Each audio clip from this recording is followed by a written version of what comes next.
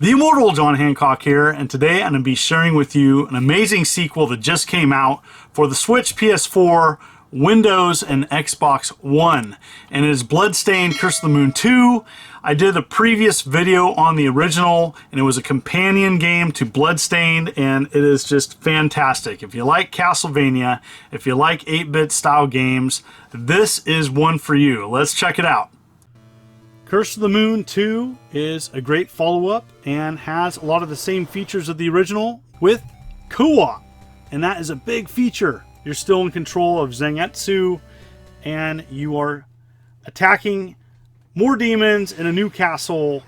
Along the way, you're going to meet new teammates. And so this is going to be a first look, and I'm going to be sharing with you in this video the first couple levels. And so from the get-go, you are definitely going to feel right at home. Many of the same classic power-ups from the first game, and so the graphics just are amazing. You know, there's a lot of games out there to try to mimic 8-bit, but I think only a handful really get it absolutely right, and it can really tell with this game. You know, Inti creates. They make some amazing games, and they really just did an amazing job with this follow-up. And so just amazing sound and graphics to complement that kind of 8-bit style. And, you know, I really, really have enjoyed what they've done with smart, intelligent games. You know, you could tell that they're really passionate of the 8-bit style games, and this is no different. And so very smooth gameplay. I really like the control going up and down stairs. They definitely have thought about lots of things. I think this plays a little bit better than the first game. And so if you're looking for something different than the first game, you're probably not going to find it here. But I really like many things about this game. The big difference with this game is 2-player co-op. I'm not going to show that in this video, but the fact that you can play with a friend simultaneously, first time offered in this series. There's checkpoints now. When you go past a checkpoint, a candle is lit. I think that's cool. And so, you know, just the attention to detail, yet still retaining that 8-bit look, and it just knocks it out of the park. And this just got announced out of nowhere a few months back, and so it just dropped, and I was immediately on the eShop to purchase it. I was a big fan of the first release. And with this release, you're getting a lot of what made the first one great. And so the ability to swap out characters, the secondary weapons, as well as multiple playthroughs. And there's 2 difficulty modes. I'm playing it on casual mode. It's a little bit easier. If you're just wanting to play a game such as myself and just kick back, you know, and enjoy the game, that is the mode for you. And I really like it. Has the perfect balance. Like I didn't feel frustrated playing this game. I really enjoyed, you know, strolling through a level, kind of finding secrets. You know, definitely there's multiple paths in each level, and so it retains a lot of gameplay and replayability. And so being able to go back with an unlocked character to maybe go to an area in the level you haven't explored, lots of different enemies too, and great animations.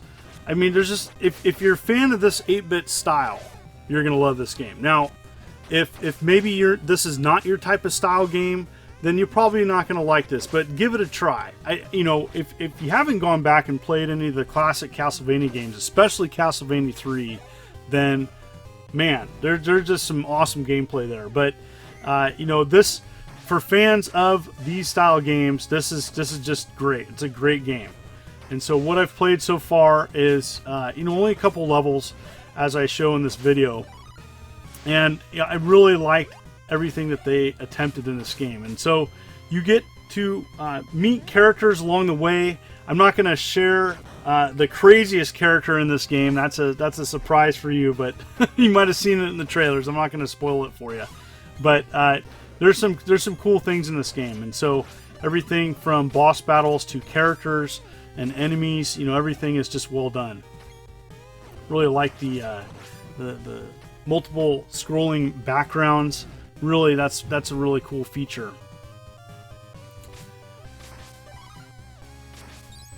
This enemy looks really tough, but is actually not too tough. Yep, hearts gain health, and you get elixirs to gain weapon points for your secondary weapon, which you can swap out for different things. That's cool in the background. That was neat. That was a neat animation. So here we are at the first boss. That's cool. It's really neat little touches like that. So that's huge. That's a huge boss. Kind of a weird looking demon beast. And so, yep, not too tough. At least on casual. I'm sure it's a lot more tough on veteran. So you have some platforms you can jump on. Just figuring out a pattern. Really cool though. A lot of neat things going on in this game. Just for me, it was just pleasant just to look at it and play it just as much. And so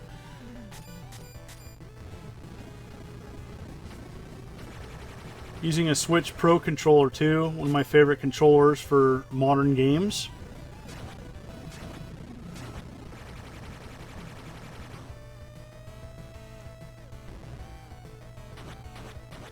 Not too tough of a boss, but again, I really like this casual mode that they put in this because it just makes it pleasant to play. You're not infuriated by dying over and over again, at least yet.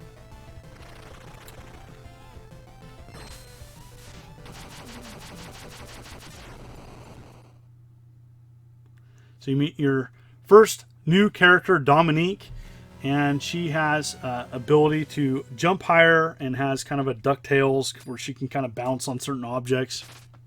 Really cool. So here's the second stage. There's some dialogue in between stages about story, but I thought I'd just let you experience that. Wanted to show you just the first couple levels.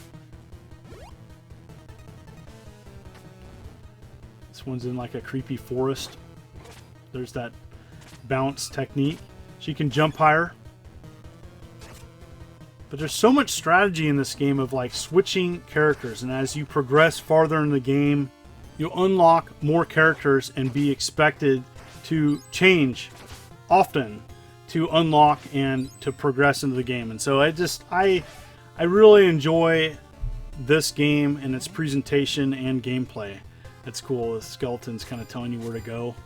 And so that's just this neat little extras and details within the levels. Just give it that extra touch of polish that you don't see in a lot of the 8-bit games. Now, I love 8-bit style games, and there's a lot of indie games with 8-bit style, but I think few go the extra mile that this game does. And I really, really appreciate it. This is like the perfect game to play right now, too. This came out in the summertime, and just chilling and just wanting to play a good Castlevania style game. This is just right up my alley.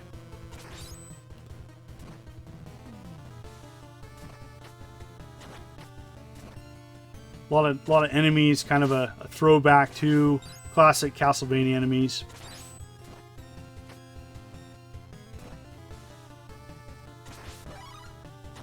Now, I want to say on casual, there's no knockback, and so on veteran there is knockback. So if you want that challenge of a Castlevania game, that's the mode you want to play on.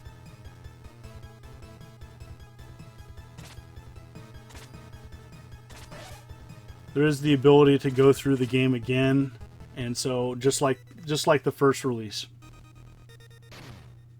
So here we go. I kind of progressed through the level, and now I'm going to show you the boss of stage 2. Really cool.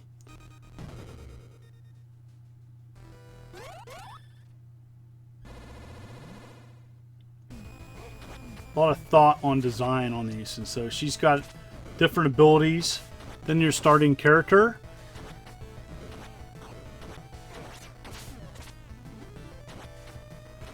This boss a little bit tougher than the first boss. Not too bad though. Also the ability to switch characters, super important.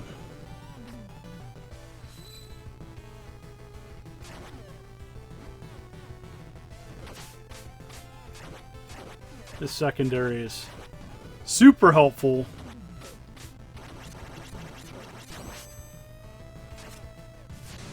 All right. You then meet your third character, Robert, and he's got some long-range attacks. Super fun game so far. I definitely can't wait to play it more. So there I have it. $14.99 on digital shops, PlayStation 4, Xbox One, Switch, and Windows. If you like this game, you got to play the original, and I did a video and the link is below for that. Also, the original is on physical. Limited Run Games did a physical run of it, and so for people that are wanting that, the original is on physical. Is this going to be on a physical release? Probably eventually, but who knows when that's going to be. I'm enjoying it. I'm playing it right now, and I recommend it. It is great. Throwback, and it does 8-bit awesome. Thank you so much for the ongoing support. Hit that like button, hit that subscribe button. This is the Immortal John Hancock, and thank you for watching. You take care.